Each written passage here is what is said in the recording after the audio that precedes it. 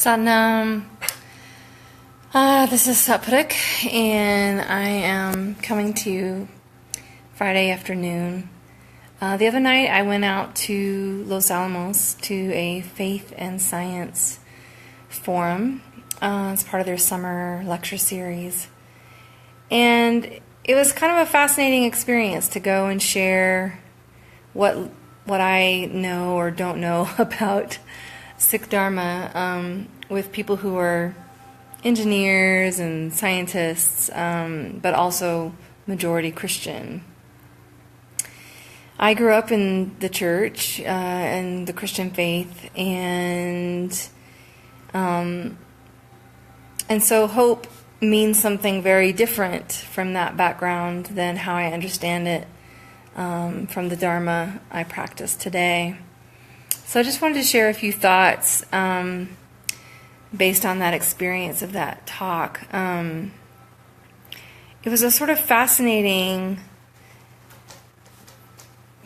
experience to try to describe the worldview of non-duality that we have in Sikh Dharma and in Kundalini Yoga compared to the faith I grew up in, where there's very clear right and wrong and yes and no.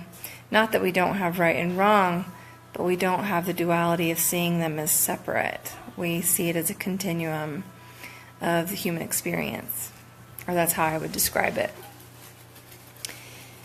And so, for me, when you read the words of the Guru, remain without hope in the midst of hope, is a real opportunity to accept what is as true. And I myself am struggling with this, today. So it's not something that we just immediately grasp onto and understand. Because we want what we want when we want it. And those deep attachments of ego and desire are part of what comes along with hope, which is one of the reasons in our Dharma we want to be neutral in the face of what's happening. We want to be accepting of everything as part of the nature of the cosmos and God's will. So that notion of, remaining without hope in the midst of hope. Yogi Bhajan talked about the fact that there's never a place without hope. And yet, to remain very neutral and without attachment is really the highest calling. It's the way to become one with God.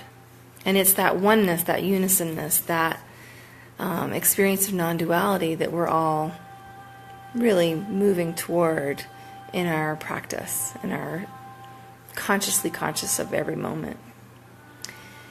So,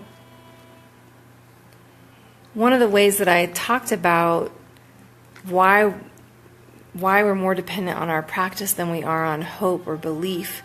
In fact, that's one of the things I love about this Dharma is I was told to never believe anything, but only to experience. And so that experience that we have, that leverage that we get from our practice of japa, tapa, sanjam, dharam, that really clear way to reaching a righteous and hopeful path, charidikla, always rising, always elevated. It begins with japa, begins with our basic fundamental practice of moving the tip of the tongue against the upper palate, expressing the truth in every word, and then creating that psychic heat, the tapa, to cleanse ourselves. And sanjam, the discipline that comes naturally arising from that practice of japa. And finally, dharam, the fruit of that journey, that path.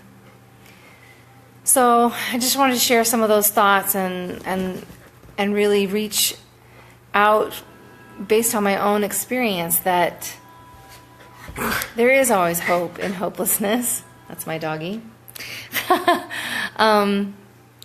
But to be attached to hope is to also experience the other wing of that particular bird, which the the Guru talks about wherever you find hope, you find anxiousness. And so instead we want to really relax into what is and deepen our practice and use it as a leverage to create the tomorrow that we want, because that's really our hope. That we can always continue to rise, we can always continue to get back up, even in the darkest moments, even when everything feels hopeless, there is always hope. Satnam, and hope you have a great weekend. This is a Friday Dharma Talk. Satnam.